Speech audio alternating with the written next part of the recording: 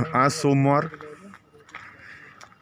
19 April 2021 कोरोनाला घेऊन महाराष्ट्रात आणि अमरावतीत काय परिस्थिती आहे आणि काय स्थिती आहे हे आपण सर्वजण जाणताच.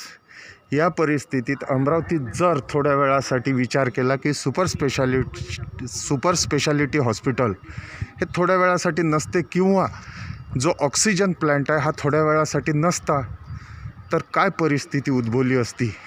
याला घेऊन पूर्णतः सेवाभावी, पूर्णतः सेवा म्हणून जे सतत राबत आहेत डॉक्टर रविभूषण साहेब, हे आता ऑक्सिजन टँकपासून हे जर नसतं सुपर स्पेशालिटी हॉस्पिटल, ज्याकरता माननीय माजी पालकमंत्री डॉक्टर सुनील भाऊ देशमुख यांनी जीवाचं रान करून शासनाच्या दरबारी एकेका कॅबिनला फिरून जे हॉस्पिटल निर्माण केलं. आज ज्या ठिकाणी इथं ज्या कॅपॅसिटीनुसार पेशंट ठेवल्या गेलेल्या आहे, जी सेवा दिल्या जाऊन राहिली आणि असंख्य जणांचे जीव वाचवले जाऊन राहिले आणि याच्यात डॉक्टर रविभूषण साहेब जे योगदान देत आहे ते खरोखर अमूल्य आहे. या परिस्थितीत पुढील माहिती करता डॉक्टर रविभूषण साहेबांशी मी प्रमोद पांडे संवाद साधतोय, जो सर्व नागरिकांसाठी उपयोगी पडेल. या उद्देशाने हा इंटरव्ह्यू आणि ही माहिती अमरावतीकरांसमोर सादर करीत आहो.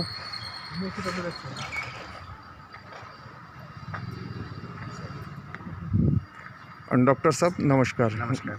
मराठी वृत्तदैनिक प्रतिदिन, वृत्तकेसरी आणि हिंदी दैनिक प्रतिदिन अहुजा साहेबांचं जे वृत्तपत्र आहे त्या माध्यमातून माहिती घ्यायला आलो. तर माझा सर्वात आधी प्रश्न असा आहे की थोड्या वेळासाठी जर सुपर स्पेशालिटी हॉस्पिटल आज नसतं तर शहरात काय परिस्थिती राहिली असती. जिथे बेड नाही मिळून राहिला, आज प्रायव्हेटमध्ये कठीण आहे. इतर सर्वसामान्य गोरगरीब जे आहेत, जिल्ह्यातून येणारे, शहरातून येणारे, प्रायव्हेट अफोर्ड करू शकत नाही, तिथेही जागा नाही. अशा परिस्थितीत थोड्या वेळासाठी आपण असा विचार करू की महाराष्ट्र शासन, अमरावतीचे पालकमंत्री माजी सुनील भाऊ देशमुख आणि सर्व शासनाने आणि सर्व प्रतिनिधी जे काय प्रयत्न केले त्याच्यामुळे हे जे उभं झालेलं आहे आपल्या जिल्ह्यासाठी सेवा म्हणून, हे थोड्या वेळासाठी नसतं तर काय परिस्थिती आज राहिली असती. सर, अगर ये बिल्डिंग अभी हमारे पास नहीं रहता, ये इंफ्रास्ट्रक्चर, ये फैसिलिटी अभी नहीं रहती अमरावती में, तो अमरावती का हालत बहुत ज़्यादा ख़राब रहता. अमरावती में हाहाकार मचा हुआ रहता जैसे हम बाकी ज़िलों में देख रहे हैं. क्योंकि हमारे पास ये बिल्डिंग रेडी थी जहाँ पे हमने 450 बेड का कैपेसिटी का बिल्डअप कर पाए हैं. वो सिर्फ क्योंकि हमारे पास एक बिल्डिंग रेडी पड़ी थी इसके कारण हो पाया है. हमारे पास जो हमारा सबसे ख़ास ये है, एक तो हमारा जो एकदम ब्रांड न्यू बिल्डिंग है जिसका तो अभी उद्घाटन भी होना बाकी था, जो सुपर स्पेशलिटी फ़ेज़ 2 का बिल्डिंग है, जिसमें हमारे पास कार्डियोलॉजी, न्यूरोलॉजी, न्यूरोसर्जरी और ऑन्को सर्जरी, कैंसर की सर्जरीज़ का हमारे पास ये इसमें फ़ेज़ 2 में प्लानिंग था. जो हमारे पास हो पाया है, जो हमारे पास हो पाया मतलब हमारे जो प्रशासन के प्रयासों के कारण अगर ये चीज़ नहीं होता तो अमरावती में बहुत दिक्कत आने वाला था. पर भगवान की दया से, अम्बा देवी की दया से हमें ये प्रॉब्लम को फेस नहीं करना पड़ा.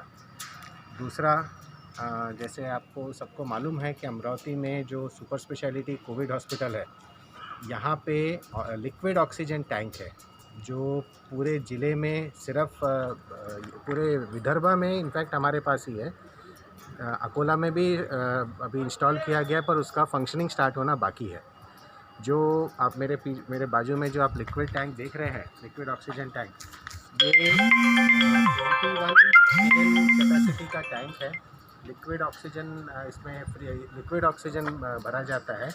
और आप बाजू में यहाँ पे देख रहे हैं एल्यूमिनियम का पूरा जो पैनल है, इसको वेपराइज़र बोलते हैं, जिससे जो ये लिक्विड ऑक्सीजन है यहाँ से ट्रांसमिट होकर गैस में कन्वर्ट होकर ये बिल्डिंग में पेशेंट्स को सप्लाई किया जाता है.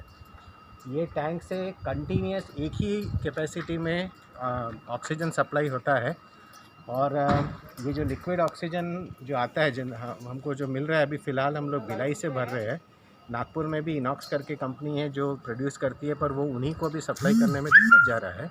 और इसके साथ सबसे अच्छा ये है कि इसमें मैन पावर बहुत ही कम लगता है. जब ये हमारे यहाँ इंस्टॉल हुआ अभी अक्टूबर के महीने में, इसके पहले हमें बहुत सारे प्रॉब्लम्स जा रहे थे, जैसे कंटिन्यूसली हमें 3-4 लोगों को लगा के रखना पड़ता था कि सिलेंडर्स चेंज करने के लिए। और आप जैसे जानते हैं सारे ह्यूमन बींग्स का एक लिमिटेड कैपेसिटी होता है, कुछ देर के बाद वो लोग थक जाते हैं। एक ऑक्सीजन का सिलेंडर जो होता है वो करीब 100 किलो के आसपास का होता है। उसको मूव करना, उसको फिक्स करना, उसको निकालना, ये सारा प्रॉब्लम हमारा इस लिक्विड ऑक्सीजन टैंक से सॉल्व हो गया है। ये क्रायोजेनिक ऑक्सीजन है, इसकी प्योरिटी ऑलमोस्ट 99% प्योर है। इवन जो ऑक्सीजन सिलेंडर्स में जो ऑक्सीजन आता है उससे भी ज़्यादा प्योर फॉर्म में ये है। और ये हमारे लिए बहुत एक वरदान की तरह साबित हुआ है, क्योंकि इससे हमने कई पेशेंट्स की जान बचाई है। रात में हमारे यहाँ पहले कुछ डेथ्स हो गए थे, क्योंकि ऑक्सीजन सिलेंडर चेंज करने में टाइम हो जाता था कई बार, तो उसके लिए भी हमें बहुत फ़ायदेमंद मिला है। प्लस हम लोग जो वेंटिलेटर्स पे पेशेंट रखते हैं, वेंटिलेटर्स को कंटिन्यूसली एक ही फ्लो में इसको ऑक्सीजन की ज़रूरत पड़ती है, तो वो चीज़ हमारा वो प्रॉब्लम सॉल्व हुआ है इस लिक्विड ऑक्सीजन टैंक की वजह से। करीबन अपने यहाँ कितने पेशेंट इस वक्त हो गए और कितने निकल गए सर आज तक और पिछले रिकवर परसेंटेज सर क्या है? अप्रैल के महीने से, जब से हमारा 1 अप्रैल से जब से ये बिल्डिंग स्टार्ट हुआ है, कोरोना का अमरावती में स्टार्ट हुआ है, क्योंकि पहले तो सिर्फ यहीं पे कोरोना के पेशेंट्स रखे जाते थे, धीरे धीरे प्राइवेट में स्टार्ट हुआ। मतलब 2020 अप्रैल से, हाँ, तब से अभी तक हमने करीब 14,000 पेशेंट्स को ट्रीटमेंट किया है। 14,000 में से हमारे यहाँ जो टोटल डेथ्स हुए इस बिल्डिंग के अंदर, वो लगभग 500 के आसपास, 500 के पौने 500 के आसपास, 500 के आसपास के डेथ्स हुए हैं। बाकी पेशेंट्स हमारे यहाँ से अच्छे होके गए हैं। कुछ पेशेंट्स को हमको नागपुर भी रेफ़र करना पड़ा था स्टार्टिंग में, हमारे पास कुछ चीज़ें नहीं थी करके, टेक्निकल एस्पेक्ट्स। और यहाँ के विदर्भा का जो डायलिसिस का है, कोविड के जो पेशेंट्स का डायलिसिस है, वो हमारे यहाँ सुपर स्पेशलिटी कोविड हॉस्पिटल में किया जाता है। अभी इस वक्त कोई भी डॉक्टर हो, आप खुद भी नर्स हो, सिस्टर हो, ये एक भगवान का ही रूप है, देवदूती है। चाहे स्वच्छता कर्मचारी हो, पुलिस हो, कॉरपोरेशन हो, जिला प्रशासन हो, सभी लोग और सभी जनप्रतिनिधि अपने अपनी कैपेसिटी से और अधिकारी कर्मचारी सभी लोग अपने अपनी तरह से लोगों की जान बचे, उनकी तकलीफ़ कम हो, इसके लिए हर कोई अपने अपनी तरह से कोशिश कर रहा है। ऐसे इसमें आप जो भगवान का रूप हो, ये कहना गलत तो नहीं है, वो फैक्ट है। और ऐसे हालत में आपको सलाम करते हुए मैं यही आपसे रिक्वेस्ट करूंगा कि अमरावती वासियों के लिए अभी जो पेशेंट फ़िलहाल बढ़ रहे और जो लोगों में दहशत, एक डर का माहौल है, इसको लेकर आप क्या कहना चाहेंगे? सबसे पहले मेरे जो सहयोगी, मेरे जो बाकी साथी जो है यहाँ पे, खासकर जो मेरा जो क्लास 4 है, जिनको हम लोगों ने आज तक रिकग्निशन नहीं दे पाए हैं, मैं उनको आज आपके माध्यम के थ्रू उनका आभार व्यक्त करना चाहता हूँ। जितना सराहनीय काम डॉक्टर्स, नर्सेस करती है, मैं तो कहूँगा कि हमसे ज़्यादा का काम जो है हमारे जो सफाई कर्मचारी है, जो कक्ष सेविकाएँ हैं, ये लोग करते हैं। क्योंकि कैसा है, उन लोगों का मेरे ख्याल से अभी तक उस प्रकार से सम्मान नहीं हो पाया है जिस प्रकार से बाकी डॉक्टर्स का हुआ है, नर्सेस का हुआ है। दूसरा, मैं अमरावती वासियों को कहना चाहूँगा कि आप लोग कोरोना को लेके सतर्क रहिए, कोरोना को लेके घबराइए मत, क्योंकि आज एक भय का वातावरण हो गया है।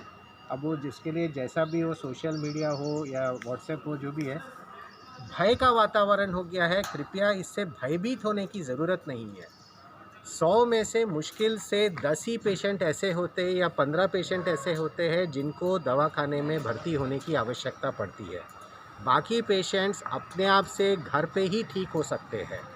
आप आराम से रहो, घर पे रहो, कोई ऐसा बहुत ज़्यादा चिंता करने की ज़रूरत नहीं, पैनिक की सिचुएशन क्रिएट करने की कोई ज़रूरत नहीं है।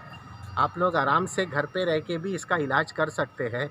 कुछ बातें जो सबसे ज़्यादा ध्यान रखने वाली रहती है, वो रहती है कि अगर पेशेंट को सांस लेने में दिक्कत हो रही है, आजकल सबके पास पल्स ऑक्सीमीटर है, घर पे आप अपना ऑक्सीजन लेवल्स मॉनिटर करिए। अगर ऑक्सीजन लेवल 93 के नीचे जा रहा है तो ही आपको हॉस्पिटलाइज होने की आवश्यकता है।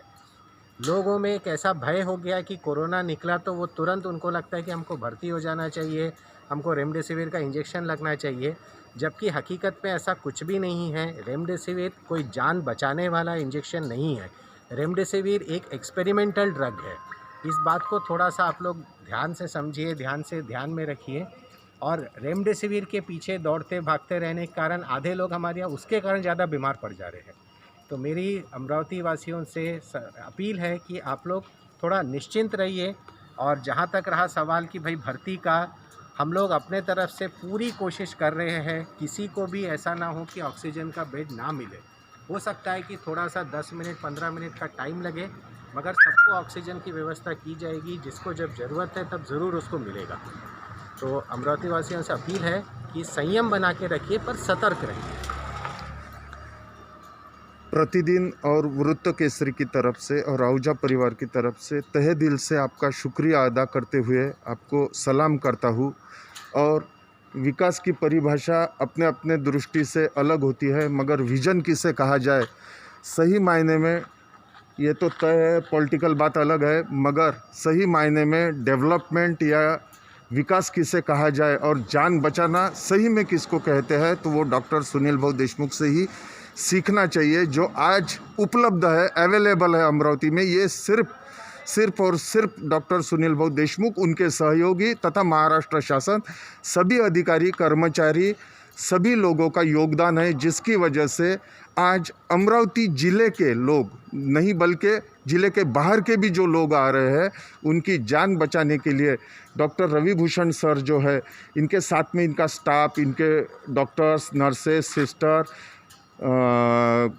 काफ़ी सारे कर्मचारी जो स्नेह भाव से सेवा दे रहे हैं। सही मायने में सेवा यदि कहा जाए, ये इन लोगों को, इनकी जितनी तारीफ़ की जाए उतनी कम है, क्योंकि जिसकी जान बचती है, जो सेटिस्फाई होके अच्छा होके पेशेंट घर पे जाता है, वही ये खुशी महसूस कर सकता है कि डॉक्टर साहब सही में भगवान का रूप है।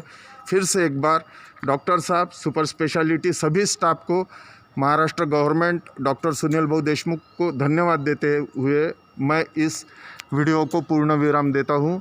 फिर से एक बार आप सभी का शुक्रिया, धन्यवाद। जय हिंद, जय महाराष्ट्र।